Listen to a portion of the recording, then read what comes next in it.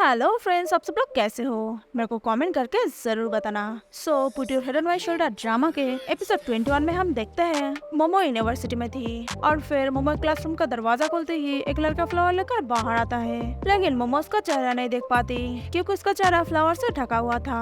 तो मोमो को लगता है कि गोई उसको सरप्राइज देने के लिए फ्लावर लेकर आया है, इसलिए मोमो बहुत ही ज्यादा खुश हो जाती है। लेकिन फिर देखती है कि मैंगलो की बॉयफ्रेंड के है। फिर के मोमो को देखकर कहता है, तुम यहाँ पर क्यों आई?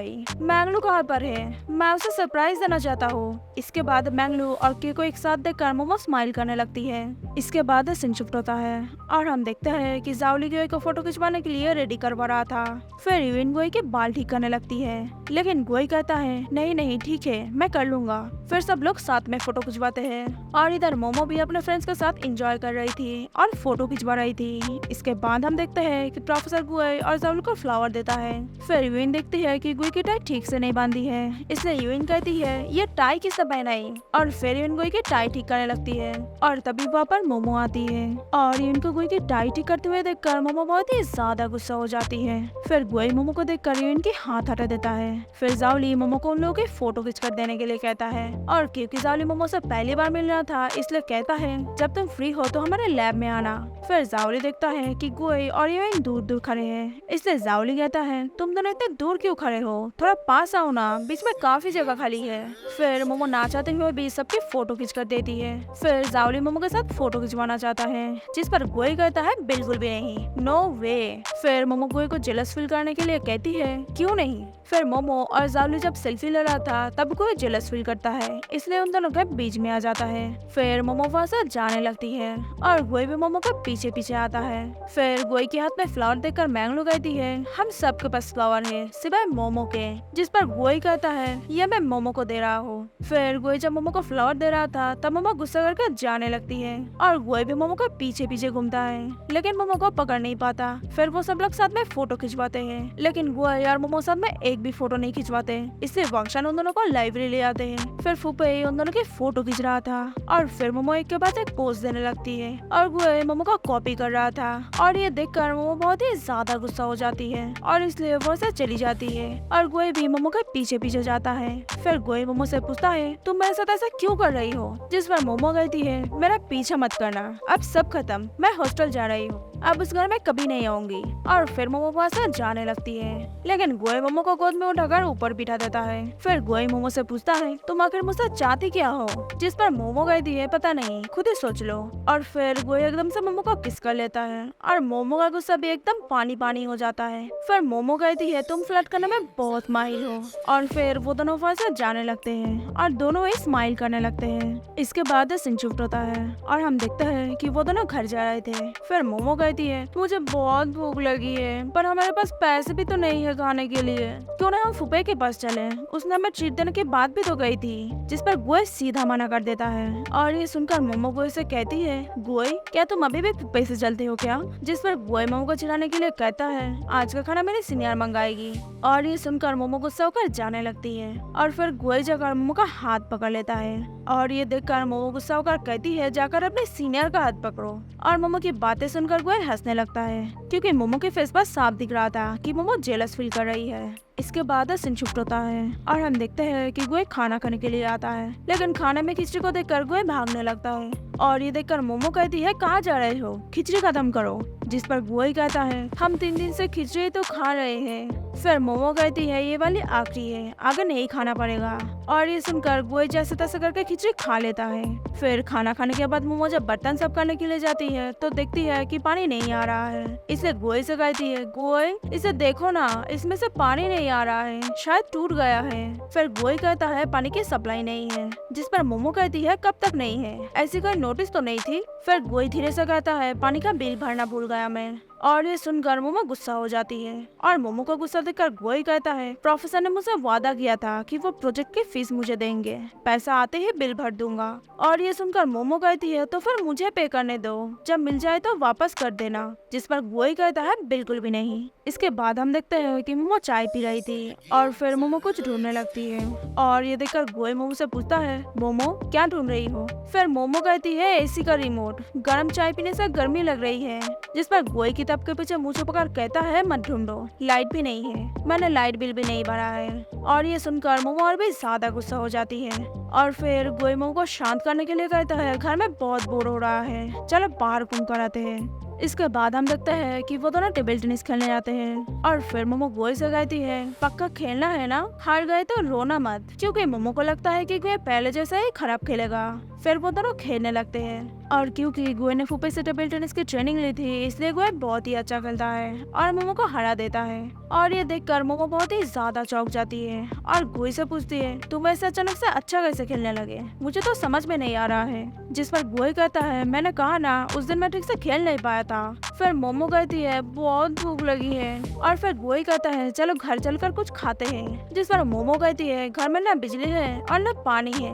और तभी गोई देखता है कि पैसा आ गया है और पैसा आ गया है। ये सुनकर मोमो बहुत ही ज्यादा खुश हो जाती है और कहती है तो चलो कुछ अच्छा खाना खाने चलते हैं। इसके बाद वो दोनों जब घर पे थे तब गोई कहता है चलो एक डिश वॉशर खरीद देते हैं। और ये सुनकर मोमो सीधा मना कर देती है और कहती है सर्कल और डिश वॉशर में से किसी एक को चुन लो। और ये सुनकर गोई आप कर भी आ सकता है, इसलिए मोमो गोई के सर पर हाथ रखकर स्माइल करके कहती है गुड बॉय। इसके बाद सीन शिफ्ट होता है और हम देखते हैं कि गोई और जावली एग्जाम दे रहे थे और गोई टाइम से पहले ही अपना एग्जाम खत्म करके पेपर सीनियर को जमा करके वहाँ से जाने लगता है। और ये देखकर जावली जल्दी जल्दी अपना हाथ चलाने लगता है। इसके बाद सीन शिफ्ट होता है और हम देखते हैं कि मोमो हॉस्टल में अपना सामान पैक कर रही थी और सामान पैक करते हुए मोमो को कुछ पैसे भी मिलते हैं और पैसे देखकर मोमो बहुत ही ज्यादा खुश हो जाती है। तभी गोई मोमो को फोन करता है और कहता है मेरा एग्जाम खत्म हो गया है, क्या तुम्हारी पैकिंग हो गई क्या? जिस पर मोमो कहती है मेरी पैकिंग अभी नहीं हुई है, थोड़ा और टाइम लगेगा। फिर गोई कहता है आराम से अपना काम कर लो, मुझे लैब में थोड़ा काम है, जब काम खत्म हो जाए तो मुझे कॉल कर देना, मैं तुम्हें लेने आ जाऊंगा।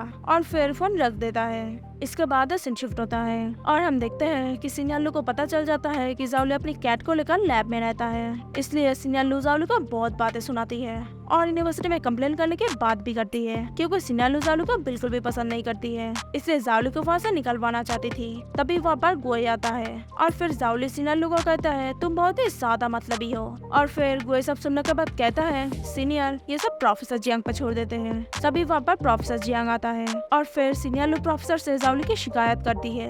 फिर प्रोफेसर कहता है जावली और कैट के बारे में मुझे पता है, इसे मुझ पर छोड़ दो।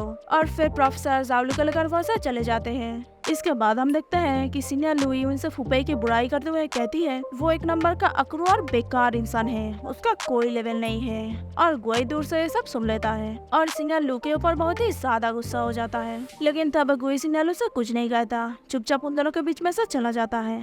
इसके बाद सीन शिफ्ट होता है और हम देखते हैं कि फंक्शन फुपई के लिए वेट कर रही थी। तभी वहाँ पर फुपई के डैड को देखती है और देखकर आवाज लगाती है और फिर पूछती है अंकल फू आप यहाँ पर क्यों आए हैं? जिस पर फुपई के डैड कहता है फिलहाल तुमसे मिलने तो नहीं आया, मैं यहाँ लू जियांसी से मिलने आया हूँ। उस दिन उस बदमाश ने उसके सामने मेरी बेइज्जती कर दी, इसलिए माफी मांगने के लिए आया हूँ। फिर वंशन फुपई के डैड से कहती है अंकल मुझे पता है कि आप हम दोनों को दूर करने की कोशिश करेंगे क्योंकि आप मुझे नहीं जानते हैं, पर आप फुपई को क्यों नहीं समझ पा रहे हैं? क्या आप जानते हैं कि वो एक कंपनी शुरू कर रहा है? बास्केटबॉल मैचेस में जीते हुए पैसे को सेव करके वो कंपनी शुरू कर रहा है। सबको ऐसा लगता है कि वो अपने डैड के पैसे उड़ा रहा है, पर वो काफी दिनों से सबसे कोई भी पैसे नहीं लिए हैं। और फिर फुपई के डैड वंशन और फुपई को इंसल्ट करता है और अपने अमीर होने का दिखावा करने लगता है। फिर वंशन कहती है आई होप आप दोनों बैठकर खुले दिल से बात करें और उस दिन की तरह चिल्लाकर प्रॉब्लम सॉल्व ना करें। तभी वहाँ पर फुपई आता है और वंशन को लेकर वहाँ से जाने लगता है। इसके बाद सीन शिफ्ट होता है और हम देखते हैं कि मोमो अपने बुक डोनेट करने आई थी। फिर मिसेज जियांग मोमो को देखकर पूछती है अच्छा सुनो तुम्हारा कोई बॉयफ्रेंड है क्या? वो करता क्या है? जिस पर मोमो कहती है साइंटिस्ट है। फिर मिसेज जियांग कहती है तुम्हें सही लड़का मिला है, मेरे पति भी एक साइंटिस्ट है। और फिर कहती है असल में तुम्हें एक साइंटिस्ट को बॉयफ्रेंड नहीं बनाना चाहिए था, वो लोग अजीब होते हैं, दिन भर पढ़ते ही रहते हैं, वो क्या करना चाहते हैं तुम समझ नहीं पाओगे, जबकि वो हमेशा फालतू काम करते रहते हैं, एकदम से उठ जाते हैं और पता नहीं क्या कैलकुलेट करने लग जाते हैं और अक्सर घर में मशीन लेकर आते रहते हैं। और ये सुनकर मोमो गोई के बारे में सोचने लगती है और हंसने लगती है। इसके बाद हम देखते हैं कि मोमो यूएन से मिलती है और गोई के बारे में पूछती है। फिर यूएन कहती है गोई अभी अभी लैब से निकला है। फिर मोमो वहाँ से चली जाती है और मोमो जाने के बाद सिंगियन यूइन से पूछती है कौन है ये लड़की। फिर यूइन कहती है ये गुए की गर्लफ्रेंड है। और ये सुनकर सिंगियन पूछती है वो हमारे फील्ड से है क्या, जिस पर यूइन कहती है नहीं वो अकाउंट्स या शायद एडवर्टाइजिंग फील्ड से है। और ये सुनकर सीनियर लोग कहती है उसके पास कुछ दिमाग भी है क्या, तुम और गुए लैब में काफी करीब रहते हो, मेरे हिसाब से तो तुम दोनों को एक साथ होना चाहिए। और ये सुनकर यूइन कुछ नहीं कहती, अब से रोकर वहाँ से चली जाती है। इसके बाद हम देखते हैं कि गुए लाइब्रेरी में बुक पढ़ रहा था और फिर कुछ देर बाद सीनियर लोगों के पास आकर बैठती है और कहती है गुए तुम्हारी गर्लफ्रेंड तुम्हें लैब में ढूंढ रही थी। फिर गुए मोमो को फोन करने ही जा रहा था कि तभी मोमो गुए को मैसेज करती है और कहती है मैं अभी लैब गई थी, तुम वहाँ नहीं मिले, शायद तुम लाइब्रेरी में हो गए, रुको मैं वहाँ पर आती हूँ। फिर सीनियर लोग गुए से कहती है गुए मैंने कभी नहीं सोचा था कि तुम्हें ऐसी लड़की पसंद आएगी, जिस पर गुए कहता है ऐसी मतलब कैसी। फिर सीनियर लोग कहती है तुम्हें अपने डिपार्टमेंट में कोई नहीं मिली, जिस पर गुए कहता है मेरी गर्लफ्रेंड के बारे में अब ना ही सोचो तो बेहतर होगा। और अब जिस फुपे के बारे में बात कर रही थी वो मेरा दोस्त है और हाँ वो अकरो बिल्कुल भी नहीं है बल्कि वो हमसे ज्यादा अच्छा है। और फिर गुए अपना सामान लेकर जाने लगता है और जाने से पहले कहता है एक चीज और, अब जावली से पंगा मत लेना, उसने रहने की जगह ढूंढ ली है। और फिर गुए वहाँ से चला जाता है। इसके बाद हम देखते हैं कि गुए और मोमो घर की तरफ जा रहे थे और रास्ते में गुए सीटी बजाते हुए चल रहा था।